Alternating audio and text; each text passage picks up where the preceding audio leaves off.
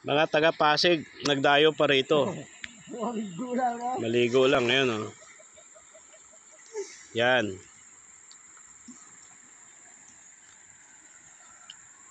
Wala sa kanila swimming pool. Dito, libre swimming pool. Yan, mga pamangking ko yan. Yan, oh. Pinapunta ko rito para trabaho. Ang ginawa ng trabaho, ganito. Naligo. O, yung mga naiinggit dyan. Yan, si Aire, sigurado yan. Dati niyang liguan to eh. Yan. Ngayon din na sa mga kaligo.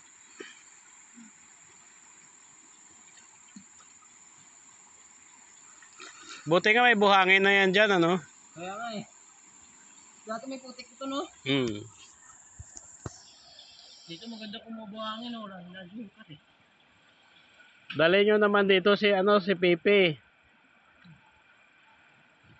Magpunta kayo rito Lunes. Lunes?